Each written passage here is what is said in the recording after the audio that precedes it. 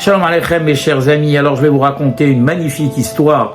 Déjà, cette histoire-là est tournée en particulier vers les femmes d'Israël.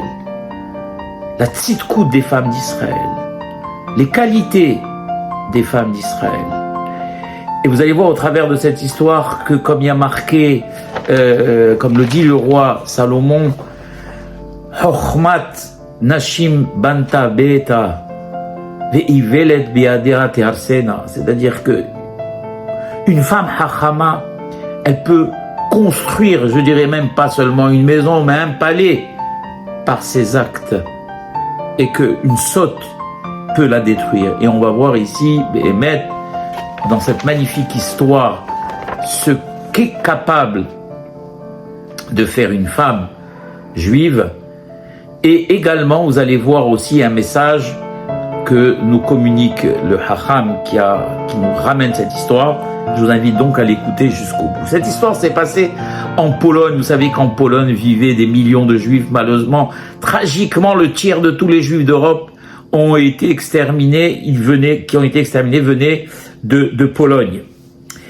Et donc il y avait un juif, un tzaddik, vraiment un tzaddik, Nistar Tamim, quelqu'un d'innocent qui servait l'Éternel de tout son âme. Il vivait avec son épouse et ses 8 enfants. Et pour vivre, il travaillait chez un seigneur polonais qui avait un genre de bar, on appelle ça Bet Marzeja à l'époque, où les gens rentraient boire et se saouler. Et donc lui, pour gagner sa croûte, il s'occupait donc de ce Bet Marzeja. Et il n'était pas bien payé malheureusement. Et pour ne pas avoir à faire des dizaines de kilomètres pour se rendre à son travail, il a été obligé de louer chez son seigneur un appartement. Malheureusement, entre son salaire, ses 8 enfants, il n'avait pas tout le temps les moyens de payer mensuellement son loyer, et donc il y avait du retard qui s'accumulait. Et ce seigneur avait l'habitude de venir 2 fois par an pour récupérer ses loyers. Il venait donc la veille de Rosh Hashanah et il venait donc la veille de Pessah. Et cette année-là, ce tzaddik n'avait pas payé depuis Rosh Hashanah jusqu'au mois de Hadar. Les loyers s'étaient accumulés. Le Seigneur voyant qu'il ne recevait pas ses loyers, il a écrit une lettre de menace dans laquelle il a dit qu'il viendrait le mois d'après, donc si vous calculez, on est en Hadar, le mois d'après c'est donc Pessah, et que si il ne récupérait pas ses loyers, ce tzaddik se verrait mettre à la porte, et le malheureux passerait les fêtes de Pessah dehors, dans la rue, avec ses 8 enfants et son épouse. Donc, complètement affolé, le tzaddik se tourne vers sa femme et lui dit: mon épouse, laisse tout tomber. À partir de maintenant, tu vas prendre le livre de Tehilim, on va prendre le livre de Tehilim, et on va lire Tehilim jusqu'à qu'Akadosh Baruch Hu nous envoie la Yeshua, car sinon, on va être dans un terrible malheur et on se retrouvera tous à la rue. Et donc, ils commencent, les pauvres, à prier à Kadosh Baruch Hu. Le temps de Pessah approche. On n'est qu'à quelques jours de Pessah. Rien n'en vue encore pour l'instant. Et le juif dit à sa femme, mon épouse, qu'est-ce qu'on fait? Peut-être il faudrait vendre des choses à l'intérieur de la maison. Alors elle lui dit, ne t'inquiète pas, quand on lit Tehilim, on ne risque pas de se faire expulser. Et la veille de Pessah, un jour avant, non seulement ce tzaddik n'avait ni matzot, ni vin, ni victuailles, ni habits pour ses enfants, mais qu'il risquait l'expulsion en plus. Donc il s'adresse à Kadosh Baruch Hu et dit à Kadosh Baruch Hu, Ribono Shel Olam, maître de l'univers, tu nous as demandé de faire les fêtes de Pessah et toutes les fêtes, Vita lekayem et Hagat Pessah vesimcha u'tuv levav. Il nous a demandé de faire la fête de Pessah avec joie, et que ce soit une fête, on le dit pour Pessah, Hag Kasher Vesameya, une fête Kasher et joyeuse. Alors il lui dit, le tzaddik à Kadosh Baruch Hu, Kasher, elle le sera, Be'ezat Hashem, et Sameya, je ne peux le promettre car si jamais je ne trouve pas l'argent pour payer ce seigneur-là, il va me mettre à la porte. S'il te plaît, mon Dieu, donne-moi l'argent nécessaire, les moyens nécessaires pour que je puisse passer les fêtes comme il se doit et pour faire ta volonté. Et donc, la personne, son épouse, le voyant ainsi désespéré, elle lui dit « Assieds-toi, prends un stylo, un papier et écris ce que je vais te dire. » Titre de la lettre « Lettre à mon roi bien-aimé ». Dit, tu écris « Lettre à mon roi bien-aimé ». Et elle lui dit « Écris la chose suivante. Bisiata d'Ishmaïa, avec l'aide de Dieu, voilà comment tu vas écrire. Mon roi bien-aimé, mon père, je te remercierai jamais assez pour tout ce que tu as fait pour moi depuis ma venue au monde jusqu'à aujourd'hui. Je te remercierai jamais assez de m'avoir habillé, nourri, de m'avoir fait rencontrer cette épouse tzadéket, d'avoir fait en sorte que mes enfants soient des tzadikim, d'avoir fait en sorte que j'ai pu les habiller, que les accouchements de mon épouse se soient déroulés dans de bonnes conditions. Et il a continué à remercier Akadosh Baruch Hu de tout son cœur et de toute son âme de lui avoir donné la santé. Et à la suite, elle lui dit, son épouse, écris maintenant, mon Dieu, je suis arrivé à un moment tragique dans ma vie et j'ai besoin de ton aide. Car si je n'ai pas ton aide, alors je vais me retrouver à la rue avec ma femme et mes enfants. Je te prie, mon Dieu, Maître de l'univers, Dieu Tout-Puissant, de répondre à mes prières, de répondre à ma peine, de répondre à ma doléance et de bien vouloir me sauver de cette situation tragique. Et son épouse lui dit, et en bas, tu vas marquer ton nom, donc il le fait, tu vas marquer mon nom, le nom de son épouse, tu vas marquer notre nom de famille, l'adresse du village en Pologne, et au moment où le mari pliait la lettre, elle lui dit, attends une seconde, tu vas marquer la date en français, donc en polonais, on va dire en loazit, et tu vas marquer la date en hébreu également. Il fait tout ce que lui a dit son épouse, il ferme, donc il plie la lettre, il ferme l'enveloppe, elle lui dit maintenant tu retournes la lettre et tu marques en polonais sur le haut de la lettre, au milieu, lettre à mon roi bien-aimé. Alors, le mari la regarde, il dit, d'accord, maintenant qu'on l'a écrit, qu'est-ce que je vais faire avec cette lettre, mon épouse bien-aimée? Elle lui dit, maintenant, tu vas prendre cette lettre, tu vas aller dans la forêt, à peu près à une demi-heure, à l'intérieur de la forêt, tu vas déposer cette lettre, et tu vas mettre une pierre pour ne pas qu'elle s'envole, et tu reviens. Alors, il la regarde, il lui dit, c'est tout, elle lui a dit, c'est tout. Donc, lui, qu'est-ce qu'il fait? Il suit les instructions de son épouse, il descend de la maison, il prend son petit moyen de transport, son petit carrosse, et il va montre en main dans la forêt, il calcule exactement la demi-heure que lui avait dit son époux. Cette forêt-là était infestée de bêtes, de toutes sortes de bêtes, elle était même effrayante à la limite. Il arrive au milieu de la forêt, par terre, il voit un endroit, il dépose la lettre, comme lui a dit son épouse. D'un côté, il met une pierre, et d'un autre côté, il met une autre petite pierre dans les extrémités de la lettre, et on voyait lettre à mon roi bien-aimé. Il rebrousse chemin, et il rentre à la maison. Et donc, à cette époque, qui c'est qui régnait en Pologne? C'était un roi. Et ce roi avait l'habitude de temps en temps, en période de chasse, d'aller chasser. Et vous savez qu'un roi, quand il sort chasser, il sort pas seul, il sort avec toute une escouade de soldats, de proches, tout le monde sort avec lui. Et quand il y a une escorte et il y a des soldats à pied qui balisent le chemin, qui vérifient qu'il n'y ait pas de bandits dans les coins, qu'il n'y ait pas de bêtes féroces, etc. Et donc le roi, lui, avec tous ses chevaux, ses chiens, son matériel, s'engouffre dans la forêt. Et bien sûr, il passe devant la lettre et il s'en rend même pas compte, bien évidemment. Il continue avec tous ses soldats. Et les soldats qui étaient à pied, il y en a un qui avance et qui voit en plein milieu du chemin, en grand, lettre à mon roi bien-aimé. Il demande à tout le monde, stop, stop, stop, il y a une lettre ici. Et le roi, on lui communique cela, et donc il dit, que se passe-t-il? Pourquoi on stoppe le cortège? Alors le soldat qui avait trouvé la lettre, court, mon roi, j'ai trouvé ça par terre. Il lui dit, qu'est-ce que c'est? Il lui dit, voilà, c'est écrit, lettre à mon roi bien-aimé. Alors le roi lui dit, donne-la-moi tout de suite.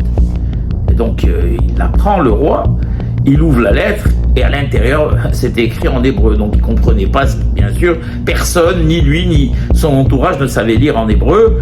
Et donc il dit à son conseiller, qu'est-ce qu'on fait maintenant avec cette lettre? Alors son conseiller lui dit, eh bien il y a un village juste à côté, à peu près à une demi-heure.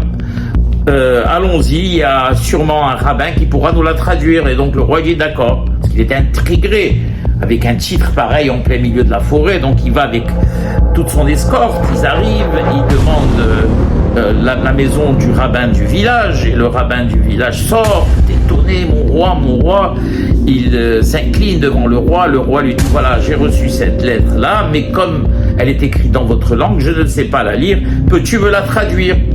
Alors le rabbin lui dit, certes, bien évidemment, mon roi. Donc le rabbin prend la lettre, regarde, et au lieu de regarder en haut, et de commencer à lire, regarde en bas. Et il voit en bas, qu'est-ce qu'il voit? Il voit le nom du tzaddik, de son épouse, de famille, du village, et il a compris que c'était ce tzaddik qui vit avec lui dans ce village. Et quand il commence à lire, sans lire, on va dire, pour essayer de traduire la lettre, il se rend compte que cette lettre avait été adressée à Kadosh Baruch. Et là, lui vient une idée. Et le roi lui dit, alors, dis-moi, qu'est-ce qui est écrit dans cette lettre? Le roi lui dit, le rabbin lui dit, mon roi, cette lettre vient de votre plus grand admirateur.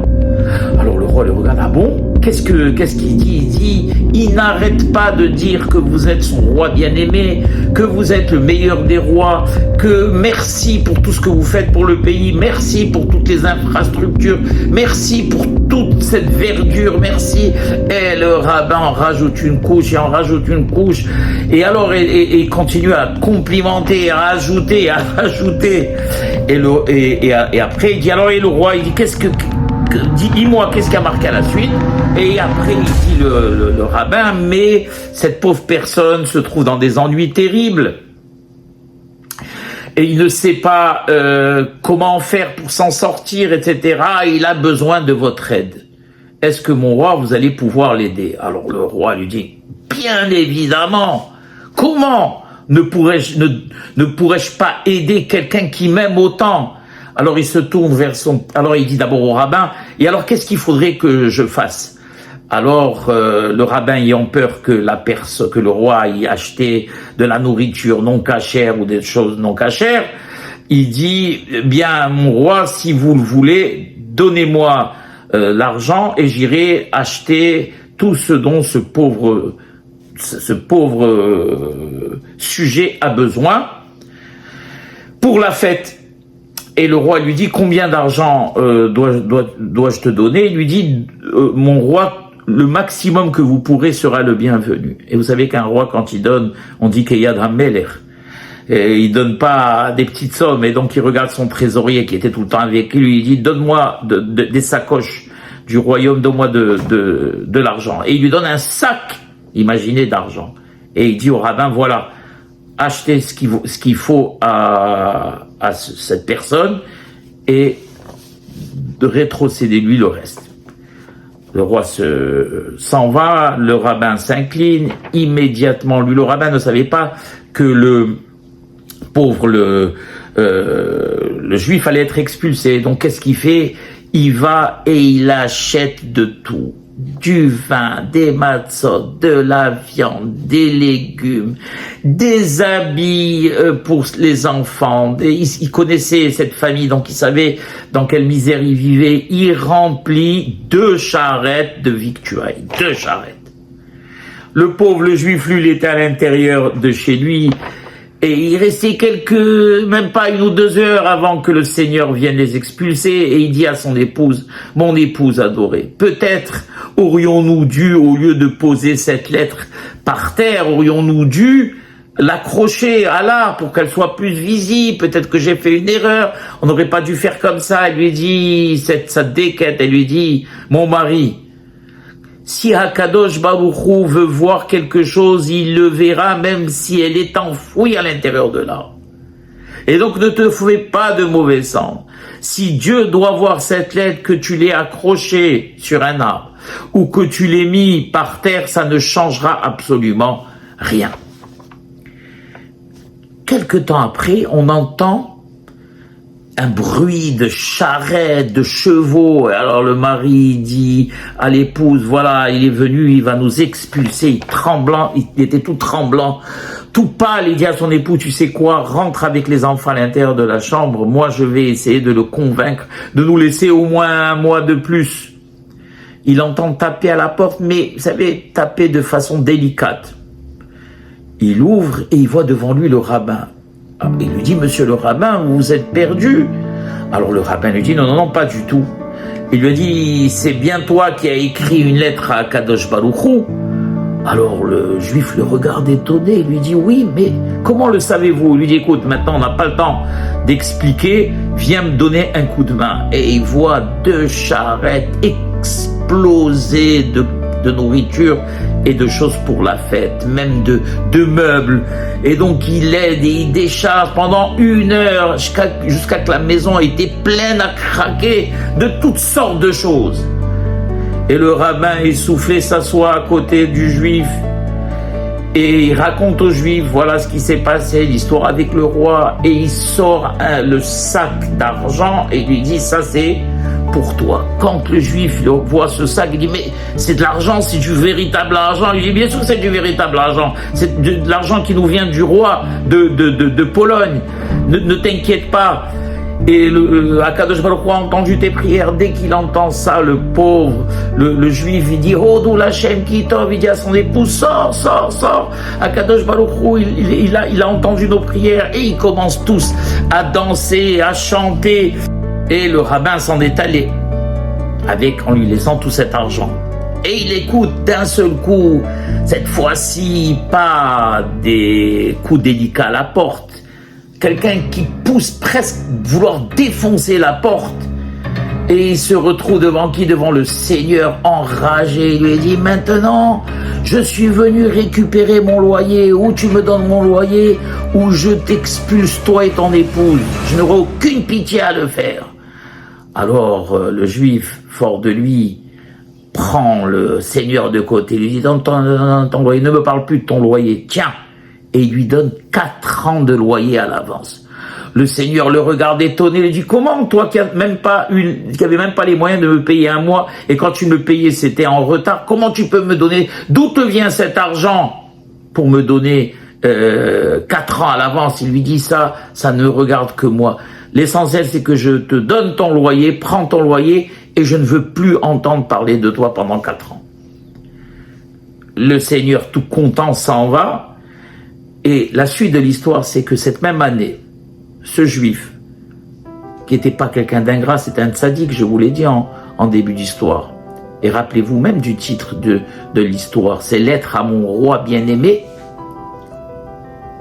Eh bien, il a reçu tous les juifs pauvres du village et ils ont tous passé la fête de Pessah avec lui. Mais Simcha U'Tov Levav, il a donné le maaser, la dîme, sur cette fortune qu'il avait reçue pour remercier la Kadosh Baruch Hu. Comme il avait dit à Yaakov Avinu, tout ce que tu me donneras, aserenu lach. Il y a une mitzvah de donner la dîme au Melech Malchei HaMelachim. Mais en plus, il a appelé le rabbin, et il savait que le rabbin, le pauvre, était quelqu'un qui vivait aussi péniblement dans la misère. Et il lui a dit, écoute, monsieur le rabbin, c'est grâce à toi, grâce à ta façon de présenter les choses, grâce à ton intelligence que j'ai pu avoir, Baruch Hashem, cette beracha. Et voici, il lui a donné une somme d'argent pour que lui aussi puisse vivre le pauvre à l'aise. Et cette même année, tenez-vous bien, ce seigneur-là qui était cruel est tombé gravement malade. Tombé gravement malade, on a commencé à vendre ses propriétés, mais pour des bouchées de pain. Et qui c'est qui les a rachetées une après l'autre? Eh bien, c'est notre ami juif qui a racheté une après l'autre toutes les propriétés de ce seigneur polonais et est devenu quelqu'un de très riche. Qu'est-ce que nous apprenons de cette histoire? Eh bien, il dit comme ça, le tzaddik qui raconte cette histoire, si un juif s'assied et écrit une lettre à son roi, notre roi Melech Malchei HaMelachim, et demande au maître du monde, même si vous n'avez pas d'adresse à qui envoyer, cette lettre marchera. Le juif de notre histoire n'a pas placé la lettre dans une boîte aux lettres, n'a pas mis d'adresse réaliste puisqu'elle était adressée au Melech Malchei HaMelachim. Mais la lettre, malgré tout, elle a suivi son chemin. Écrire une lettre à Kadosh Baruch Hu, il n'y a pas beaucoup de personnes qui savent le faire. On va au kotel régulièrement, on met des petits mots à l'intérieur des fentes du mur, c'est important, mais ce ne sont que des petits mots. Par contre, une lettre, c'est autre chose. S'asseoir et écrire au Tout-Puissant sur tout ce dont nous avons besoin, sur tout ce que nous ressentons. Et amener cette lettre partout où nous allons, Rabotai. Même si nous n'avons pas qui la remettre physiquement, et même la mettre tout simplement dans un tiroir à la maison, elle fera son effet. Car Akadosh Baruch Hu se trouve partout, même à l'intérieur de notre maison. Comme il dit David HaMelech, Ashlech al Hashem, Yehavcha ve'hu yechalkelecha. Akadosh Baruch Hu ne te demande même pas de trier tes demandes, envoie-les telles qu'elles sont. Et c'est Kivyachol Akadosh Baruch Hu qui fera le tri et qui y répondra. Et Akadosh Baruch Hu nous le rendra en 1000.